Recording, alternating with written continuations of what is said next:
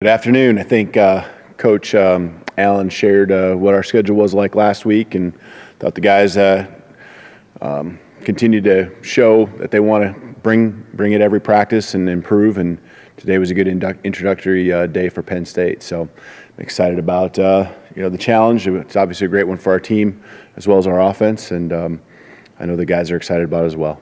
Any questions?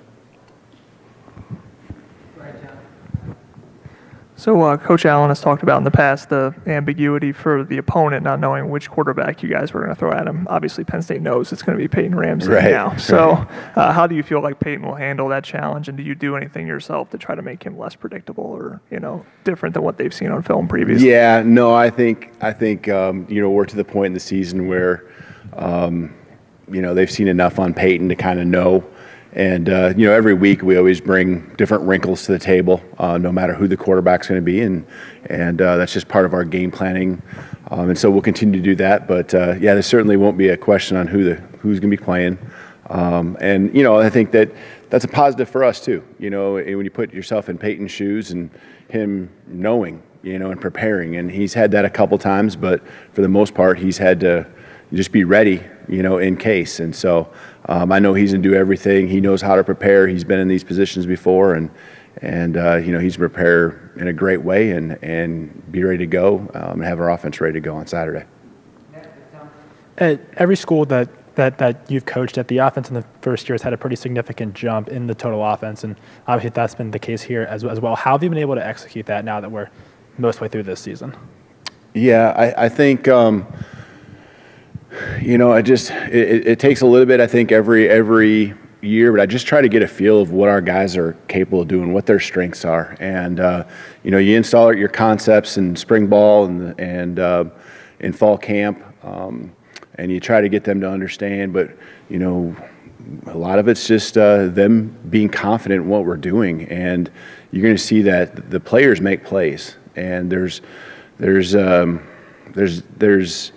not a magic formula, but there's just things that we do that our guys believe in. And they also, I think, understand the adjustments and the answers that we have within our system that we can go to, whether it's throughout the course of a game or from week to week, depending on the team we're playing and what their style, what their defense presents.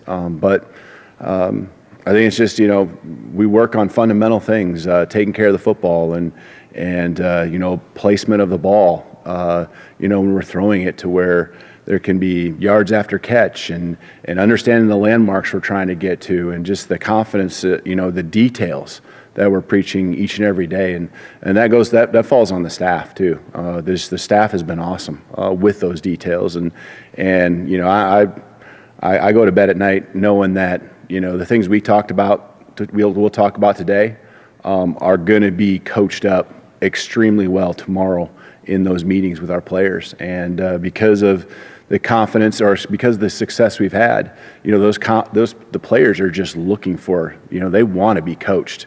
They just have responded and made plays in big moments, and just continue to build on that confidence and the success we've had. Coach, a big part of Peyton's game is to be able to take off and run now and again, but he's had some pretty massive wallops to him this year too. Now that Mike's out and he's the guy you need to rely on, trial it for 60 minutes. I mean, does it affect like how often you'd want him running or anything like that at all? Yeah, I think it's in the back of your mind, but some of the hits are when he's stationary back there in the pocket, throwing the football. And I know that there's been a couple, I think, of the Maryland run he had where he took off and scrambled, and so, thinking about some of the biggest hits he's had have been, in the past game where he's had to make something happen or standing in there in the pocket. So, that's his style of play, and, it's who we are. We obviously got to be careful. I think anytime where I've been, we've tried to keep the quarterback carries minimal, unless if that's truly the style of quarterback that person is, which I've had once or twice throughout the years. But, you get 7 to 8 carries a game. A couple are on scrambles, a couple zone reads or power reads, and, you want the rest of the skill players being the guys that handle the ball. So not much changes there, but certainly we do have to be conscious of that, limited in the number of hits he takes, for sure. How much did the personnel that Indiana had already, or the potential of those guys, have to do with you taking on the OC opportunity that was given to you here? I mean, just looking at the roster, did that have a lot to do with it? Yeah, I think number one is I came into a place where I trusted the coaches and started with Coach Allen. You believing in the people and just really, as you talk to them, hearing, how close we are, and then turning on the film and seeing, okay, these guys can make some plays. There's some plays that being made, and we're young, but we continue to stay the course like we are right now. There's potential to do some big things, and so you vet all that out, when you're going through the process. But I think a lot of it just, to me, was making sure that I was around good people, and I'm around Coach Allen. I'm around a coaching staff that just has a ton of energy. Guys that enjoy being around each other, enjoy coming to work each day, and when that happens, you put everything into your job and you enjoy being there. Great things happen because it filters on down to the players. They see the camaraderie, the chemistry amongst the staff, and now they share it and have it as well. Jack Tuttle, how did he handle the increased reps in practice and your comfort level with him now as he kind of elevates to the backup role with Mike? Yeah, no, he definitely has gotten, he gets very few throughout the course of a week.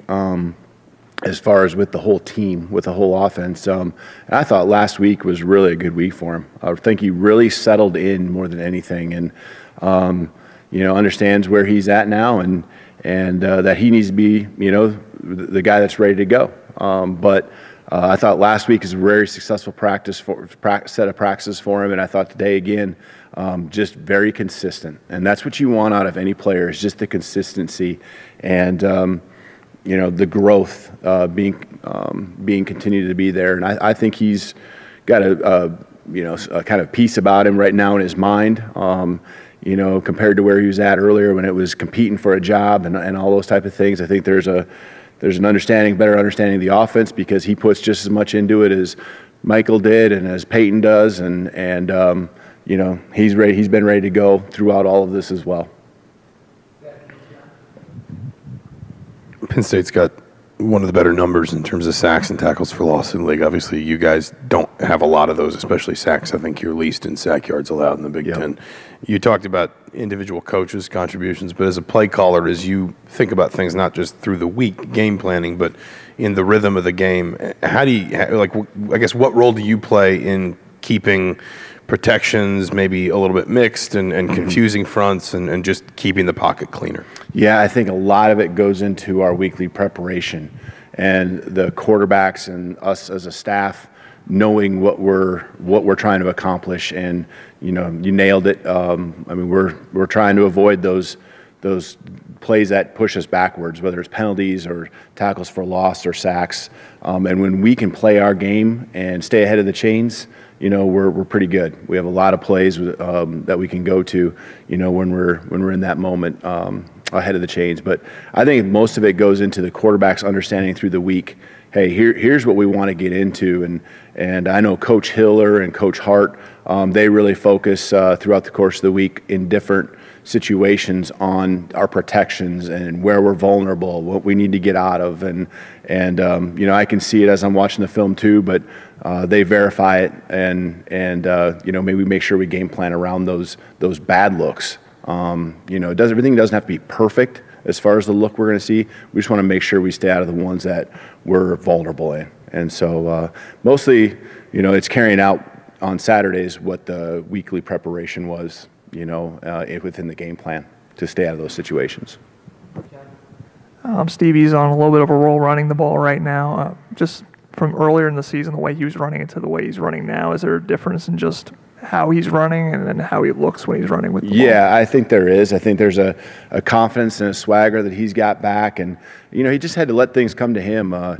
you look at last year and the success he had, and there was huge high expectations, and I think people early were certainly thinking, the key to stopping us was to focus on him. And I also think about we lost from last year some pretty good offensive linemen.